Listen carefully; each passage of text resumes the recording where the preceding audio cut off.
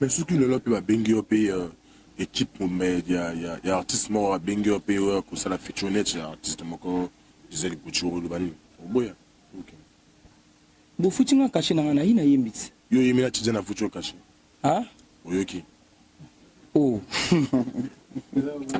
ala ba mambo voilà slogan ya pagai wana ozoloba pagai wana ezana ndinga bien ti pagai ya kana ndinga moko ba pagai to yebi ndinga ouais mais ezana pagai na ndinga bien ti yani élève a travailler ki élève wana pagai na mata ngolo bateki non a pagai na ndinga moko mabe a pagai luka mama to mezana nango te bisa wana pagai na pagai ouais pagai salema Mayele oh Fanny Fania oh Ismaël et Fanny sont amis Amia oh Ismaël et Fanny sont amis Ismaël yé mwana mayelo njoka premier jour à l'école akina l'école na vélo Fanny mwana motambango bale ba école na mutuka yé ba koma na ouais la famille Vini Balthazar le Gongora Volstar balibola d'émission ya Aimé Onamoyo Oulandango Talara du 15 au 15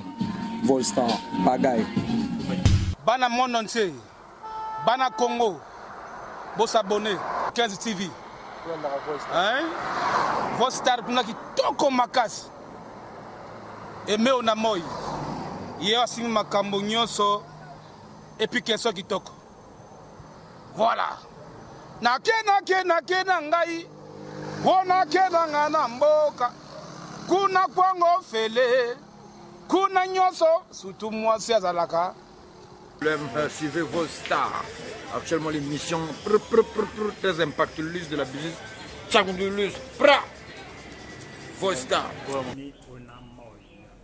big up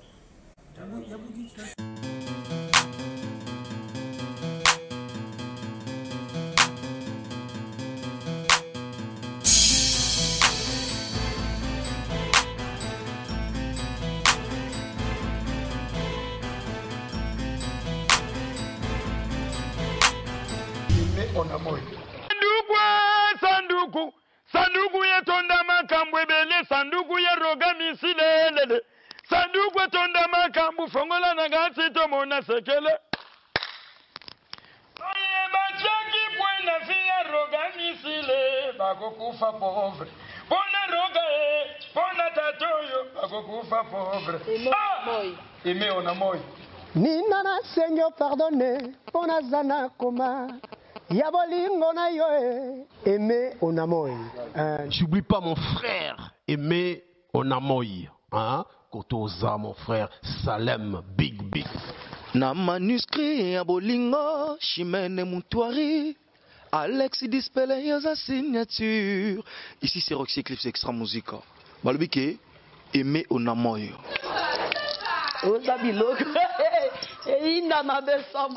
Oui, salut à toi. Ma motte à trop na Aimé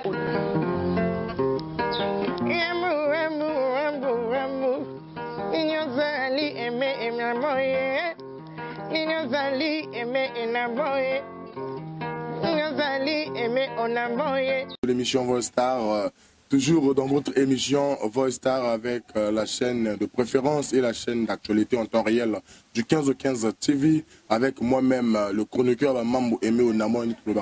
Nous sommes là maintenant toujours dans le cadre du travail. Alors, nous avons reçu pour vous aujourd'hui un artiste qui fait le buzz actuellement au Congo Brazza, Congo Kinshasa, même en Europe. Hein. On ne fait que parler de lui. Lui, c'est Vini Balthazar, un jeune Congolais de Brazzaville qui ne fait cesser de parler des gens, parce que les gens parlent que de lui. Donc on était obligé de le recevoir parce que vous et nous avez une histoire de fidélité et de réalité, pourquoi pas de vérité. Donc Aimé Onamoy va recevoir tout à l'heure Vini Balthazar, donc ceux-là qui soutiennent l'émission Volstar, Torobo, son habileté, je vois là lui-même le PDG du 15 au 15 Gabin, on sait les Djamba en France, il ne faut pas Chikota. Il dit, vous comprenez, on a hier et vraiment, on a régulièrement des événements de Kaning et Zalaga. Donc, je vois là aussi Ange Onamoy, le très puissant Ange Onamoy, en beau côté, vous avez dit, Vasco Régis, le boss, Vasco Régis, le jeune millionnaire congolais. Il dit, il a mis où tu as Europe, la Congo Bangbanju de Kétrou.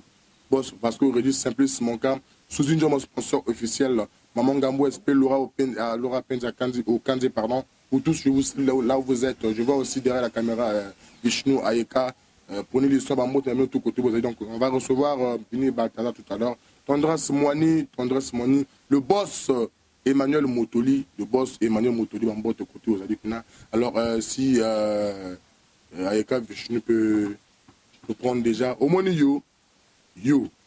Yoko continue la moto m'a bien on continue alors Vini Baltazar bonjour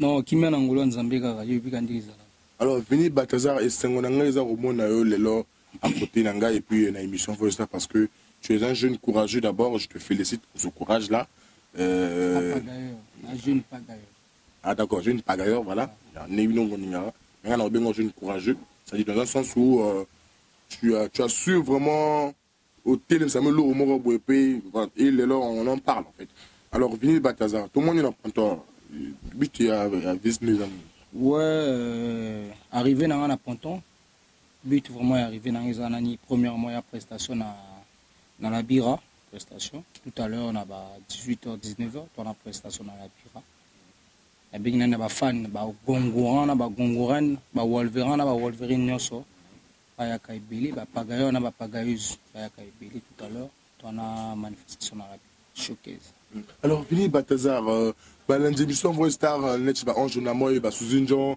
ça est belé baninga oui ba moi réalité moto est-ce que goko yebisa na moi mon moké au banane ndengeni idée on a ko carrière no banane ndengeni en fait introduction moké bon en fait carrière langa il a basé beaucoup plus na ba Gongoran c'est un groupe qui aujourd'hui on a bâti tous ensemble groupe on a to banane logo là na bien on délire ngana bien on délire bandaki logo délire to vandi kabu na kala to bien on staff fufu mutosho utubeta moi balle to jongi parce que na joueur en football on a petit ballon on a équipe équipe nationale là moins de 17 ans ouais na Congo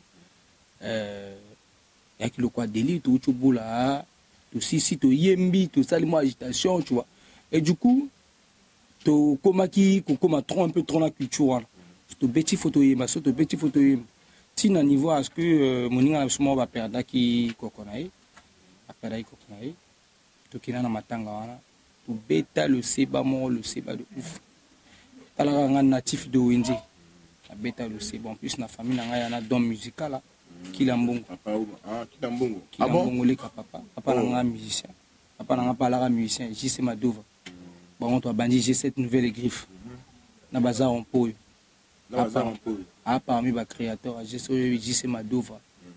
Oui, bien. Banda pe na époque, ba impression déjà c'est akala, wana nga petit. Na oya ka pe. Bon, na ko lo ba wi na côté la musuko na mwana. Côté la on ndenge mo bo na créer pe mo mokili na ngai, ba to pe ba yé ba nga na mon vergue mosusu. Ah d'accord. Merci beaucoup Vini Baltazar tout monde. Maintenant très cher fidèle de l'émission Voice Star pour comprendre qui est Vini Baltazar veut dire à la famille musicale. Donc tout à l'heure tout côté ce qu'on a quand ba mambo kani golo ba mambo na mambo. Tala ba mambo. Alors Vini Baltazar. Et puis que maramuzu sala ils ont le bisa ba tebele ba zo benga bino en gros entre guillemets effectivement pagailleur ba bondi moko boy. Oh, ah bon? Pagailleur za bino boza ba benga ba pagailleur non? Mais moi, responsable, ce sont les bandits. Tala ilongi bonja la butin, bonja la mignon garçon butin. Ozoani nga bien. Bonja la buti. Bonja la buti. Taba bondité. En fait, paga ina biso za na ndenge moko bien, na ndenge moko bien makasi to lukato to mobiliser ba jeunes. Omoni soki lelo na mboka na biso to ba vérité to ba clair. Na mboka na biso to yebi ke no ba kuluna baza ba américain, ba misu baza ba arabe. Mais les lois arabes, américains, tout à pagailleur. Tu vois, toujours, mais quand on peut sensibiliser, les amants opération, sans le savoir, on peut sensibiliser, bango, la manière, on peut ticaper ma bé. Tout est ma bandi, mon auto, puis un conseil. Non, ça la vidéo, non, il m'a bandi, manzambe, non, ça la vidéo, non, il m'a bandi, mon oui. Et puis, un conseil, n'a pas na maï, pas comprendre que notre vie, faut que bundaloga, yanke vrai, yanke ni mota luka na vie. On a vrai, yanke vrai koulou, nani mota bundara na vie à luka. Ni ba benga vrai koulou. Donc, alors, chers fidèles, vous comprendre que, chers responsables, net va ranger vous comprendre que ma boss Vasco Régis, Rosni Abanza, vous comprendre que Vini Batazana, groupe Bazana Bango, bandité, ce sont des jeunes qui se cherchent en fait. Et puis bazo ninga pe ba épargner baninga na ba mususu o bazana nzela ya mabe ya kibanditisme ba côté nzela ya kuluka mbongo ou encore kuluka valeur ya motane mo oui. Donc tout à l'heure on va faire une pause pour la namo extrême mo moké à Vini Bataza oninga sala makamunae et puis on revient tout juste après. Tala ba mam.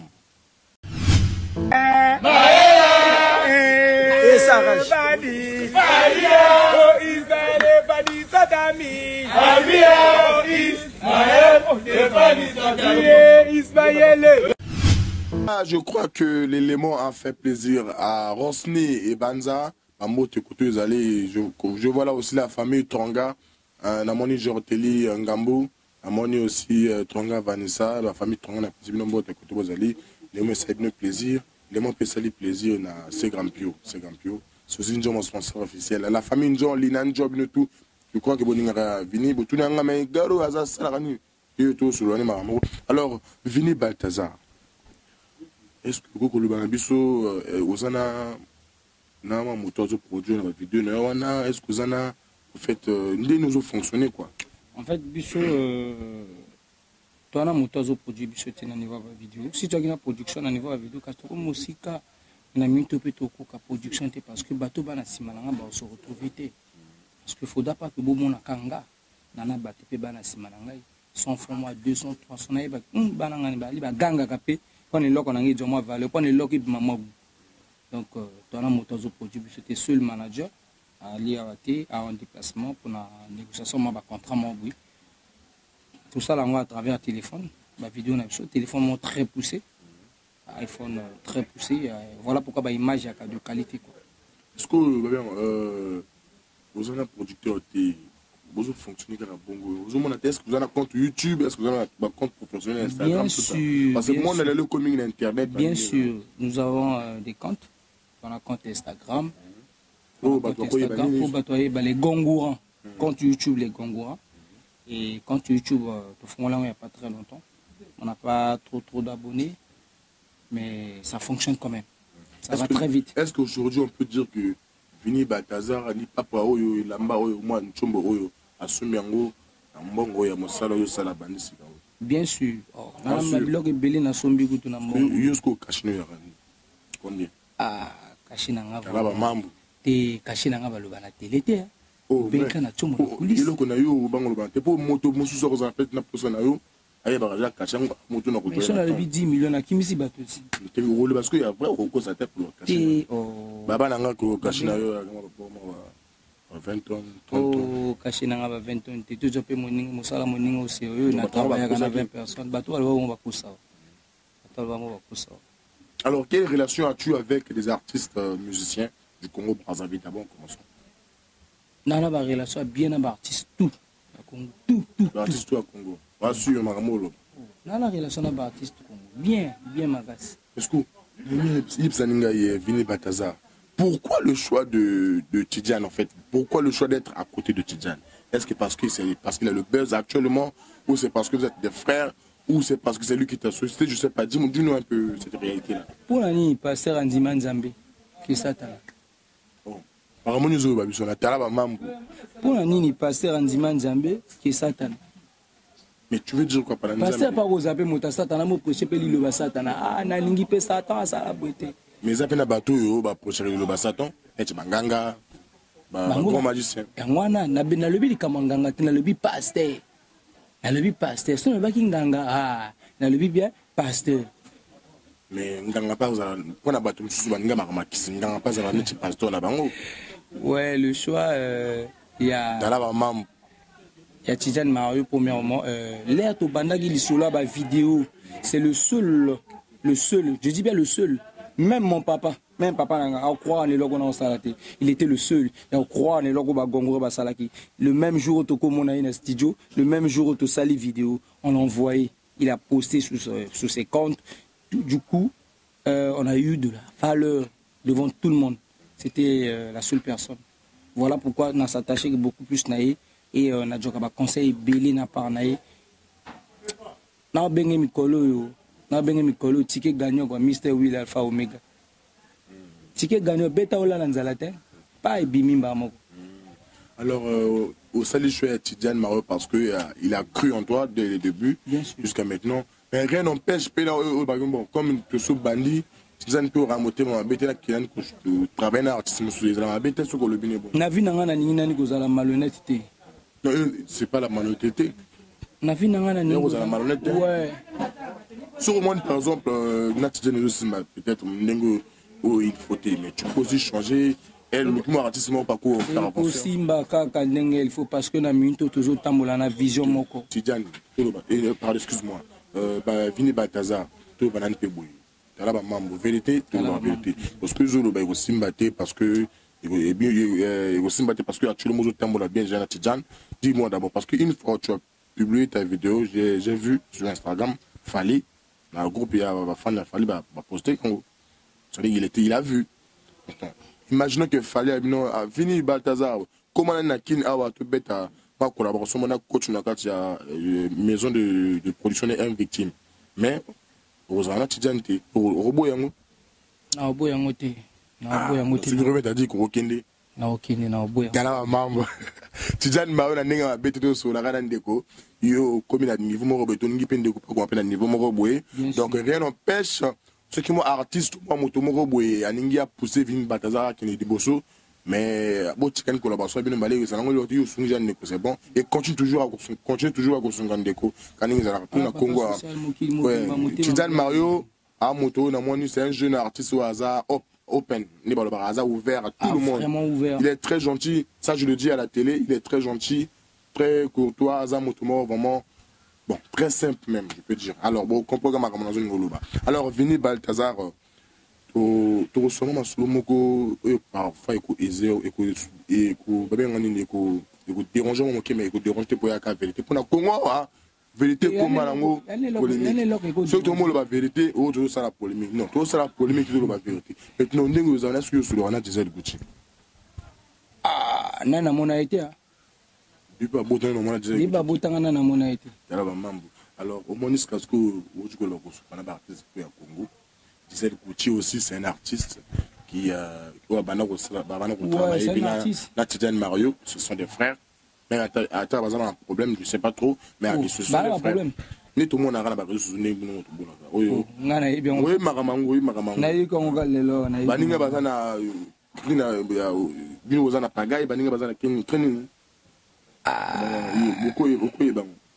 en tout cas, mais comment ça se fait que un grand artiste comme Gisèle Gucci na Brazza na Congo a yebani yo tenga yebi Gisèle Gucci maintenant na mona été oyuka quand même anzi moneka kaninga na yebi Gisèle Gucci to mona na ba Assis to mona ba ba Derrick na ba Tidiane Mario moyebi ka travailler appelé Tidiane Mario musique moyebi qui bazana un problème actuellement et na yo ka chez non et le bana ngaba na ke bana va monter le coutatin au vent à Tidiane presque tous les jours moyebi ka Tidiane Mario excuse pour l'instant ils ne peuvent pas s'asseoir je dis bien pour l'instant ils ne peuvent pas s'asseoir sur la même chaise avec Gisèle Gucci parce que bazana ba différent ba embalé ça tu le sais parce que tu es proche de Tidiane Mario bon c'est pas grave cher fidèle de l'émission Voix Star Vini Balthazar a yebi Gisèle Gucci a coûté manenalité mais yebi Gisèle Gucci mais na kutana na eboité c'est pas grave donc nengeza toto rozonga Brazza on a remis moi chez Gisèle Gucci au coup de beau sur là parce que les artistes les camotés artistes au solo makambo na TV non to za na TV to lo ba makambo ce que OK to OK non na Brazza na mimi ko da Gisèle Gucci beau sur là y a là un problème c'est bon Kala mambo. Alors Gisèle Gucci pour te côté aux allez kuna artiste tout à Brazza. Je vois là aussi quoi veut l'artiste Brazza c'est comment quoi veut na peso ambo te côté aux allez kuna je vois aussi Makaba Maléchek na peso no ambo te côté aux allez bino tout artiste tout à Brazza Prince Kilo va na ponton va Prince Kilo va nani Nix Oza et les Messias. Voilà Nix Oza il a eu wana Nix Oza na mbambo te kuna il pour bosser le Gisèle Gucci. Gisèle Gucci n'a pas ça bambote. Oza mota open. To même ko Gisèle Gucci bozo là. Andenga mabete. Alors Vini Balthazar. Il y a quelque chose d'abord aux intrigué bateau actuellement. Bagaille. c'est un mot français. Oh, mon toi ebi, na ninga trouve lango, ninga trouve bien on Bouzoba, tout ça. Et la pagaille, ceux qui font la pagaille, soit c'est des bandits, soit c'est des gens qu'on ne peut pas maîtriser. Donc, tout à l'heure, tu reviens à la question, en gros, tout ça la pose, et puis tu reviens à la question. Tu as là, maman.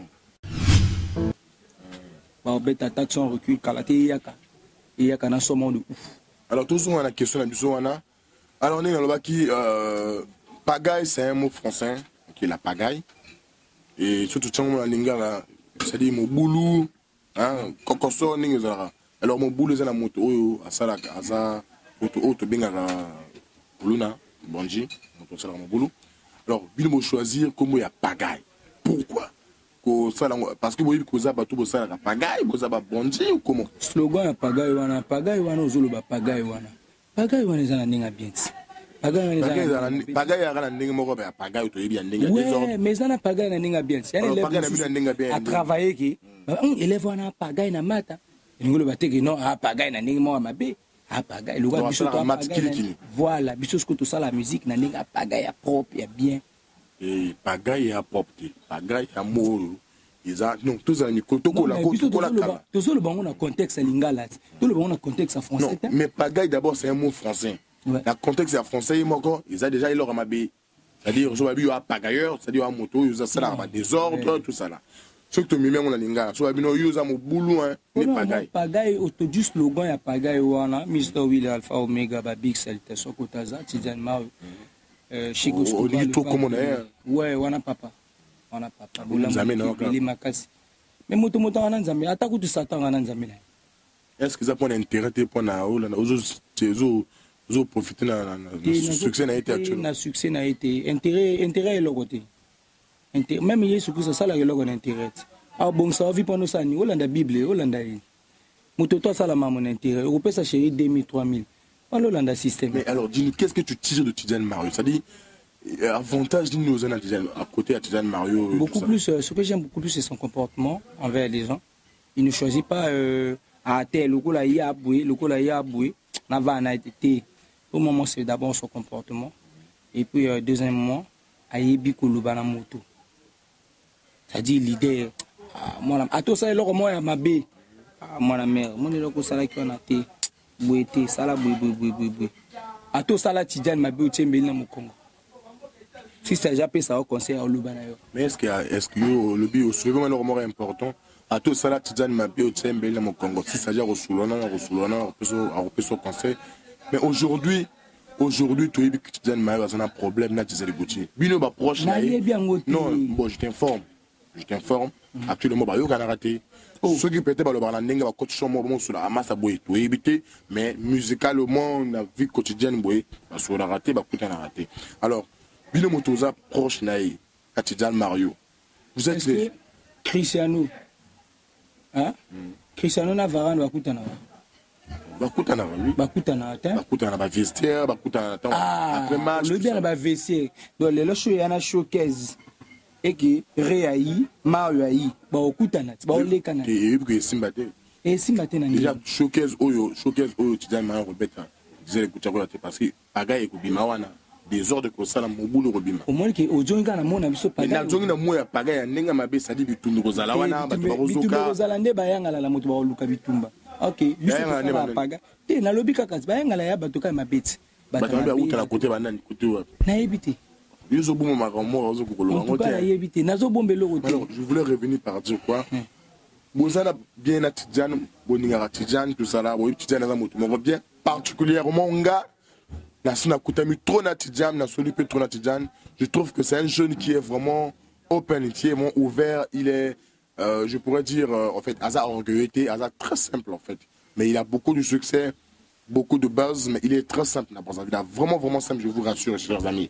Mais bien, on va y mais beaucoup de citoyens constatent, ah, Tidiane, nous, vous allez bien, bongo, bien, on disait le petit.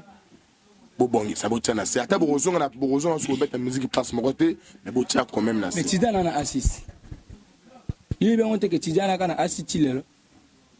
Tidiane a moment assisté les locaux à assist Tidiane Mario nana yebi yango te ke Tidiane aloba na officiel aloba te ke officiellement na télé que non na longwe assisté azana assist mais azana wasu na kati ya parmi bata assisté azana assist azana parmi te ndenge azana assist mais pourquoi na baninga tu assist je prends un exemple net na Derrick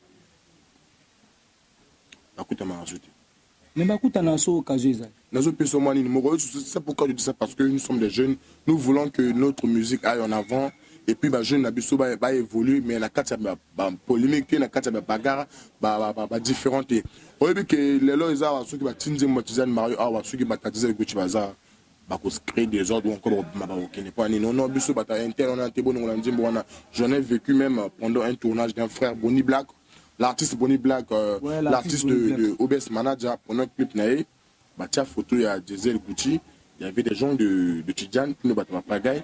Ils ont voulu créer un grand désordre là parce que photo nous a fallait la photo à Diesel Gucci et puis on a la photo à Diesel Gucci. Ça prouve que vous êtes en train de créer en quelque sorte moi rébellion entre les jeunes mais tu vois phénomène comment on appelle ça c'est-à-dire arabe na américain bino bata pagaille bango bato ya waba tu vois pas ils ont créé moi ni lourd mo na entre bango batani na yo kana ba komona te waba oh bino bata pagaille bango na kasa ya gifa elamba bon on a aussi la polémique na Italie na yebi ya gifa elamba ce que je voulais dire juste par là frère Bovan Tidiane ba vana ba sonande kona ata ba rozonga susu ko beta musique passe marocain mais c'est que cette histoire là finisse l'histoire ya l'équipe a fini ou l'équipe a salué nga na yebi que l'idée na nga na problème na mutu te depuis na vana na l'idée na ngai na yebi kana problème na mutu te Tidiane soka yebi ka offenser yo a obenga ko s'excuser yo abenga Diesel Gucci ako benga ko s'excuser abenga Diesel Gucci mais soka yebi ka offenser neti yebi ka sa ni lokoti oko pesa pe ba fan ya Tidiane Mario ya Diesel Gucci na ba adepte émission pour esta ba yeba yo solo ana Diesel Gucci na Tidiane Mario très bien est-ce que vous ko lo ba solo là bon en tout cas on a évité wana évité te soko ana problème na Tidiane na ninga bien mais Tidiane soka benga arrêté so ba benga na ngana oyeba ndeni na kene na Tidiane na vana na Tidiane na boité bien sûr hein population bo bundela ngai na vana na ngana Tidiane mais na yebite soka benga Ray Diesel Gucci soka benga Ray Diesel Gucci te na yebite en tout cas wana vraiment na yebite. Alors voilà, je crois que nous sommes toujours en train de continuer avec Vini Balthazar.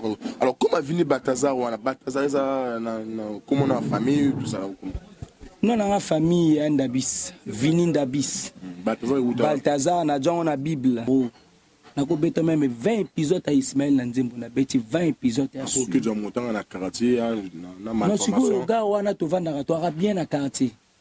To ra bien na quartier ga wana to zala na biso ya.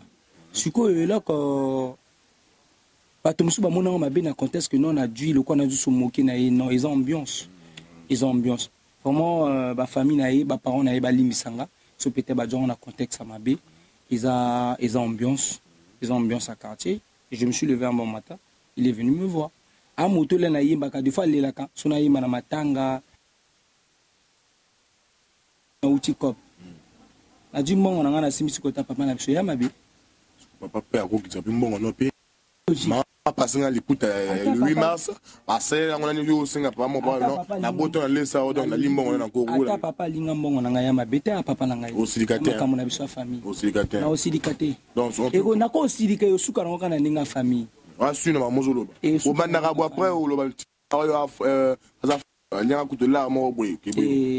na lobi non na début émission na lobi que non Vini Balthazar aza honnête Vini Balthazar akola na honnêteté na koli na famille moko chrétien mais Vini Balthazar au moins que non tu fais le buzz bon non seulement parce que vous à côté à Tidiane Mario mais tu fais des trucs qui font rire OK tu chantes bien mais tu ne gagnes pas en fait ton retour tu vois pas que c'est un défaut vie quand tu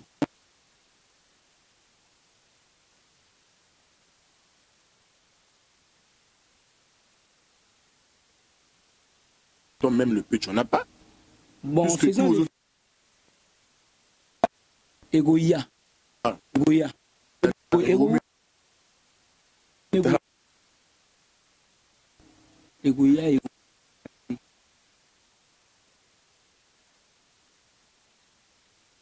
cacher des concerts tout ça là. Bien sûr la vidéo non omoni mamsu ya mambo tokoloba vérité motokolo bana télé té parce que vérité monsieur makati te ngana ti kosola mama mbongo ta tija na leader a leader na ya donc groupe tout bakara wana tous a groupe ya Tidjane azo gérer yango abimisi yo liboso abimisanga le fois abimisanga liboso na mwana ya groupe na ye na bengi donc lelo awa c'est grâce à Tidjane on a contacté Tidjane Mario pour na sa showcase na a obligé de bango abi que non nga pona beta il faut petit na wana yaka talaka mwana mai wana pakocha mwa mvu ya mokili pe osepele alela ngo ba fan ba oyeba mama ba fan ba oyeba mama chaki moi autotune c'est parce que tu nto mema le seba na mon véhicule moi boui ou ba toizo zelaté tu vois non yango to benga yango afro paga et le seba comprendre ngo vraiment ba téléspectateurs ba fan na Vini Baltazar ba fan na ba Gongora nyonso vraiment bolimisangai se rattraper na prochaine son na sala bino plaisir parce que na sala la musique pour na bino na sala la musique était pour na ngai na yo ka ngo na chambre te na sala atika nani ton son et respirer boyo ka ba attaque son recul boyo ka ma reconnaissance c'est ça vie na raconter na raconter vie actuelle des ba jeune ba vivaka mais na le sait ba suku voilà ils ont un album non quoi ils ont des single album mais le gola na sali moi ils ont la moi single moi ba 3 minutes na raconter vie actuelle mais surtout le lot ba bengi au pays équipe mais il y a artiste moi bengi au pays ko ça la featurette artiste moko Gisèle Couture Lubani oboya OK bo futinga caché na na ina yembit yo yemi na Tidjane na futur caché ah oyoki oh ala ba mambo voilà vraiment yo le binini a benginga bandela question na le biboy tala ba mambo tokola déjà kala Aimé Onamo Voista vérité ndezo bon artiste ya Congo vérité comment polémique pour na bino italien gas ngada yo to côté de col moko hein vérité ndé eza vérité polémique ya polémique to tika polémique na bato mususu biso ba acheter mais là futanga plus que caché peut-être donc il y a photo caché on dit que disait la photo cachée té na lobi à travers Gisèle Couture ko ba ta wa ba voilà ba pet ba on yo pe vraiment populaire bambiaka ba misère mama to mezana na ngote bisa wana pagaye na pagaye ouais pagaye ça les magwa du 15 au 15 talaka émission mo munene oh Ismaël Mayele oh Fanny Fania oh Ismaël et Fanny sont amis Amia oh Ismaël et Fanny sont amis Ismaël il est mon mayelo njoka premier jour à l'école akina l'école na vélo Fanny mwana motambango bale ba école na mutuka ye ba koma na ntike akabola Ismaël et mapao ye ba kota na classe jo kinda sa mwana ministre abanda petit Ismaël njoka ba keso ye ville moshi quelle est la capitale du Kazago Ismaël mwana mayele alobi le Kazakhso Ismaël patunier et le je guinda sa mwana joba Ismaël a leviné c'est le tongo il a voulu me ridiculiser il a cherché la bagarre souvent à la classe bandoka baga le petit Ismaël amema bango et pas monsieur le proviseur il ba surtout kaliboma ya kotande na l'école alana vigile alana pe souvent bambango alana je guinda sa alana pe monsieur le proviseur akoma libosa Ismaël a bibi sa mapa je vous jure les gars Ismaël a sauvé le lycée de Zaza Ismaël Ismaël, hello, Fania, Ismaël, Fanny sont amis, Amia, ouais, tokataraba yangala, ouais, la famille, Vini Baltazar le Gongora, Volstar, Balibola des missions, il y a Aimé Onamo, Olandango, Talara du 15 au 15, Volstar, Bagaille. Bana monde entier, Bana Congo. Bon s'abonner 15 TV hein Voistar kuna kitoko makasi Aimé Onamo ye asimi makambo nyonso epi keso kitoko voilà nake ngai wona kena na mboka kuna kwango fele kuna nyonso surtout moi si azalaka Suivez Voistar Actuellement, l'émission très impactueuse de la business. Tchagondouleuse. Pra. Voice Star. Big up.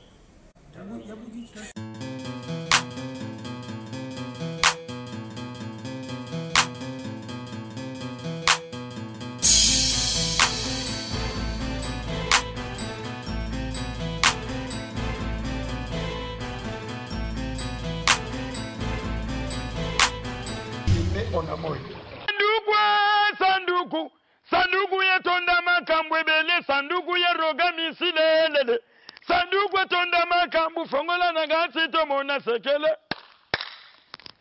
Oye bachaki buena fia roga misile, bako kufa pauvre. Bona roga bona tatoyo, bako kufa pauvre. Eme ona moi. Nina Seigneur pardonne, pona zana koma. Yabolingo na yo aimé onamoy. J'oublie pas mon frère aimé onamoy. Hein? Kotoza mon frère Salem Big Big. Na manuscrit ya bolingo Chimene Muntwari Alex Dispele yoza signature. Ici c'est Roxy Eclipse Extra Musica. Balobike aimé onamoy.